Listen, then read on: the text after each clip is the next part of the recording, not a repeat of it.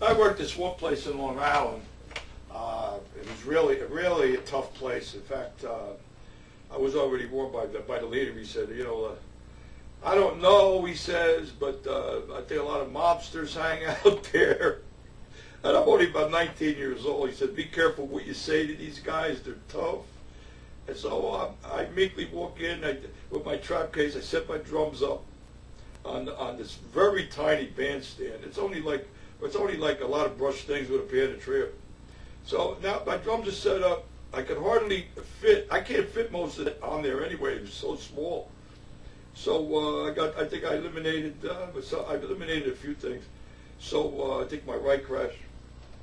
So I'm walking around with the trap case, looking to see where I could put this thing. There's no place to put it. Nowhere.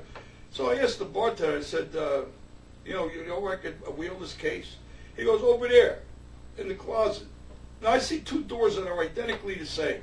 That doesn't say anything on a closet or men's room or anything. So I take a shot.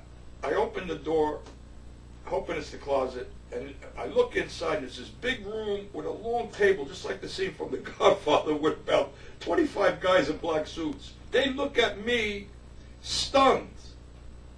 Obviously, the door should have been locked. I say, excuse me, I'm looking to put my trap case over. I close the door. All of a sudden, the door opens again. I mean, he opens the door with a force, with this big monstrosity of a guy about 6'7", 300 pounds. Grabbed me by the back of the neck, and he goes, don't you believe in knocking? I said, well, the bartender said this was a closet. I just picked the wrong door, but it must have been the other door. He said, do you know blankety blank, F this and F that, you little blankety blank. That he said, we got to go outside. He stops in the middle of the sand. We go outside. He walks me in the back of the club, and he goes, you know I would have had to shoot you, you little, you know what? If you walked in 5 minutes soon, don't you believe in knocking? You realize how dangerous that was about, baby. I'm saying, oh my God, what did I get myself into over here? So I'm playing the gig. Everybody that looked at me crooked, which a lot of them looked at you crooked. Believe me, they were all tough guys. Anybody looked at me crooked, I'm saying, oh, he's the one. Maybe the old man, because this was the son. Maybe the old man, the owner. Maybe he changed his mind, said shoot him anyway. Maybe he heard something. So I'm paranoid through this whole gig. I'm saying, oh my God, I know they're not going to shoot me here. As soon as I go outside, I'm going to wind up with a bullet.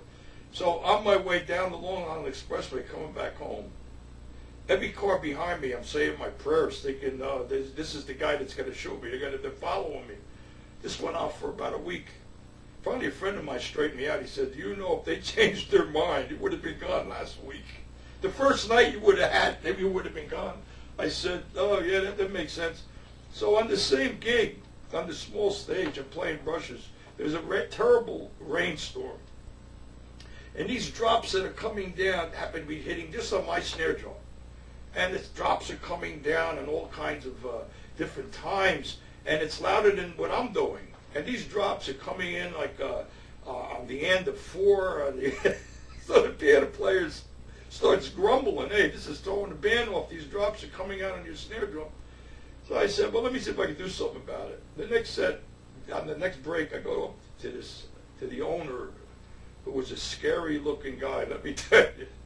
Very scary-looking. I go up to him, I say, Mr. So-and-so, we had this terrible problem with this leak. Now, I was only a kid, but, I should have realized, what the hell is he going to do about it? Where's he going to put the drum? So he goes, oh, I can solve your problem, kid. I can solve your effing problem in a second. I'll tell you what, and I'm saying, how's he going to solve this? I shouldn't be mentioning this to him. I'm just complaining because of the problem with the drops. He goes, I'll tell you what I'll do. The next time you go up and effing play, I'll go get my effing umbrella and I'll stand there. Is that okay, you little effing, you know what?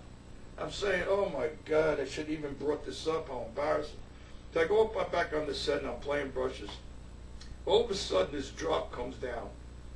Right on the right spot. The piano player turns around and he goes, at least that one was in tempo.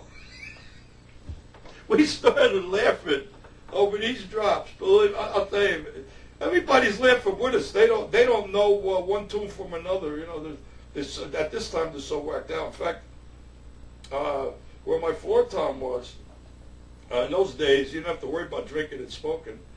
The same guy comes up to me. He goes, "You know something, kid? After 1 o'clock, that big drum," he's talking about my floor tom, "that big drum turns into an effing cocktail table." He says every time at 1 o'clock, you got your ashtray, you got your drink. What the hell is this? Oh no, I'm paying you to drink and smoke or play the drums. I looked at him. I said, "Something, you're right." The drum was right near where the bartender goes. Every time he saw an empty glass, he'd fill it. And they just, in those days, it was like 50 cents a shot. And I had my ashtray there and my cigarette, because most of the tunes we were playing were ballads anyway, you know, like just soft brush stuff. I didn't even need the drum. And I was using it as a table. And he noticed everything, this guy. He noticed everything. I'll tell you, in fact, this one guy, he looked like he had money that he wanted. He was just looking for reasons to spend it, I guess. He was with his wife. You know, he just kept sending drinks up. I tell you, that night, some of those nights, I don't even know how I got home. With all the free drinking in those days, you didn't have to worry about, losing your license or anything like that. But I'll tell you, we had the gig really turned into more like a fun gig after the trap case scene and that incident with the raindrops. Well, actually, at the end, the raindrops turned into a fun scene also.